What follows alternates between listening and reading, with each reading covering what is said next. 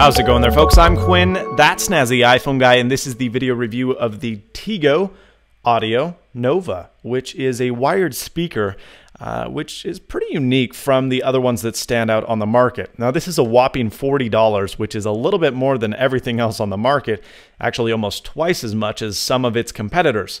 So the question I'm going to answer today is the Nova worth double the price of what you might find in some of its competition? In the box, you're going to find yet another box. There's a nice little sleeve. The packaging is very nice, revealing the speaker itself, which we'll get to in the close-up cam. You'll also find inside the box a mini USB cord for charging. Does include a 24-hour built-in battery, which lasts for about up to 24 hours, which is very nice because you can go a very long duration without ever having to worry about the charge. Additionally, there is this handy little 3.5mm headphone jack, which allows you to use the headphone jack on your computer to not only charge, but also use it as an external speaker, which is pretty dang cool. And then you'll find a very, very soft carrying pouch along with some information. So that's what you're going to find in the box. Let's go to the close-up cam to actually see the product, how it performs, and if it justifies its $40 price tag. All right, so we've got the Tego audio speaker in hand, and it's actually a very, very well-built device. The soft touch plastic is incredibly beautiful, and it really just looks pretty stellar. Now, I do want to talk about the unit and its features. You have some branding here, a very nice Nova-esque space look, which is kind of cool looking. You have individual volume control right here, which is very unusual in the mini speakers. Kind of nice to see because you do get the ability to turn the volume up. However, the problem is you also have two volume sources to deal with. You have the source volume on the source and the volume on the speaker. So even though you can fine tune it, it's not quite as easy to change the volume. You have your input out right here, which works for anything that has a 3.5mm input, which is kind of nice because you can link it to other speakers, stereo systems, headphones, what have you. When you move around here, we have the LED on, but if you hold the power button for a couple seconds, it will turn the device on and off. I do like it that it's not just a singular button tap because that means you can't bump it in your bag or whatever. You have to actually hold the button down, which is certainly nice to see. You have mini USB right here to charge the speaker. We talked about the battery earlier. It plays about 24 hours, which is pretty darn nice to see as well. Down here, you have the cord to input your source. This is my least favorite thing about the unit. It's incredibly hard to get out, and I've been using this for weeks, so it loosens up a little bit better, but at first I had to like pick at this for several seconds to get it out, which was really annoying. You have 4 feet right here to kind of hold the speaker down when it's playing loudly, which is nice because when it does get bumping really loud, and you'll notice because we're going to play this really loud, the speakers will actually kind of move, so that's something you have to be aware of as well. Now, the thing that I dislike probably most, other than the hard difficulty to get that out of its little spot, is how short this is. Look how short the cable is. It's shorter than the iPhone. So you can't be very far away from your source, which is not at all practical. They don't include an extension cord, which I certainly was not very fond of.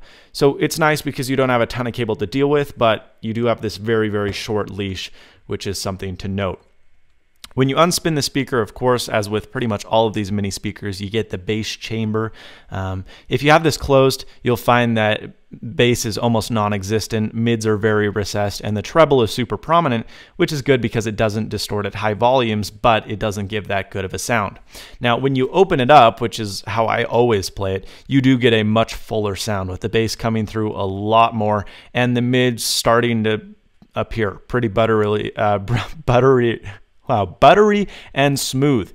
The highs are a little bit recessed when you open this chamber up, but you do get a much fuller sound. Now, because of this, however, it will distort at higher volumes more easily, so that is something to note. Let's give this a test, though, so you can kind of see the audio quality of the Tego Audio Nova, and I think you'll be pretty impressed.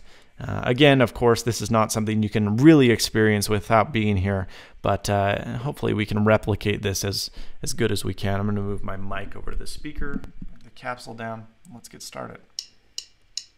So this is a pretty low volume. This is nice because it certainly doesn't distort. It puts out a very nice full sound. And when we crank the volume up, that bass is very prominent. When we close this, it recedes quite a bit. When we open it again,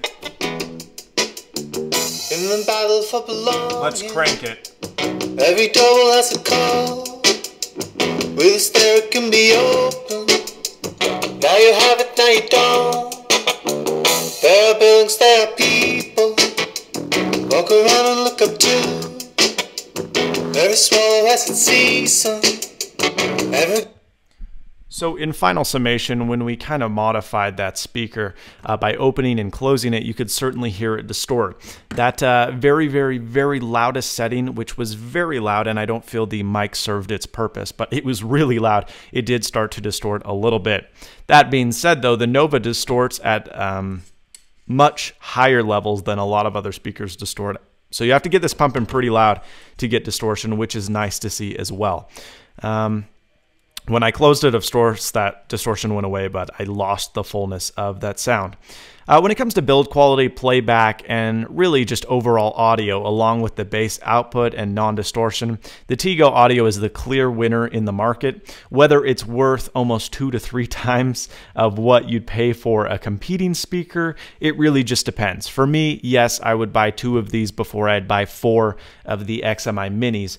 But that being said, I guess it's just kind of up to you. Depending on how loudly you want to play it and how big of an audio snob you are, this will kind of determine whether the Tego audio is a buy or whether you could pass with something a lot less expensive. Thanks so much for watching. I'm Quinn, that's Snazzy iPhone Guy. But wait, Tego Audio decided to give 2 Novas away to you, which is really cool. So all you need to do to enter the giveaway is put your comment in the comments below. And so long as you leave a comment, you'll be entered to win. Thanks. See you later. And stay snazzy.